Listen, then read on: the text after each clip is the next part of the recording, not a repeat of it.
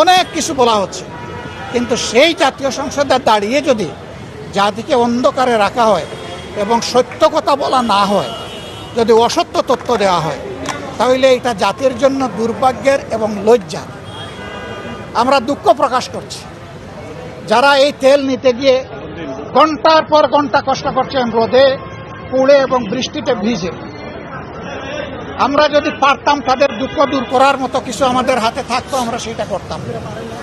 আমরা এখন যেটা পারবো, আপনাদের হয়ে এখন কথা বলব, যে আমরা গিয়েছি, হাওয়ায় বসে কথা বলছি না, এসিতে বসে কথা বলছি না।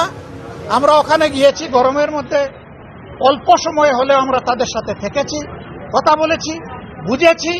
এই চিত্র এখন সংসদে আমরা নিয়ে এসেছি।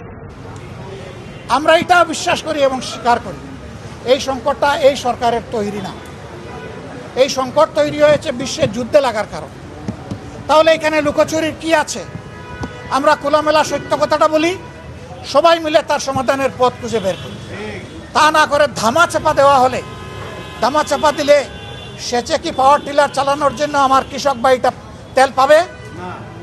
যারা বাইক চালাইয়া নিজের সংসারটা কোনো সুরত নির্বাহ করে, আমি জিজ্ঞেস করেছি ভাই আগে কত, বলে যে আগে 1,500-2,000 টাকা রুজি করতাম, এখন কত? না এখন তো 500-600।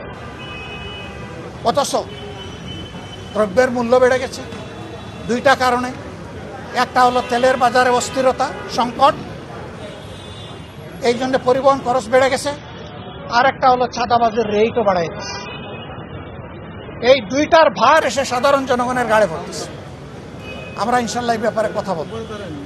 আমরা সকল অন্যায়ের বিপক্ষে। আমরা বলতে কারা? আপনাদেরকে বাদ দিয়ে নয়, এই সবাই মিলিয়ে আমরা। আপনারা আমাদেরকে সংসদে পাঠিয়েছেন ভোট দিয়ে, আশা করেছিলেন আমরা সরকার গঠন করব। আল্লাহর ইচ্ছে ওটা হয় নাই, এই নিয়ে কোনো আফসোস নাই। আমরা সরকার গঠন করলাম কি করলাম না, এটা আমাদের কাছে বড় ব্যাপার নয়।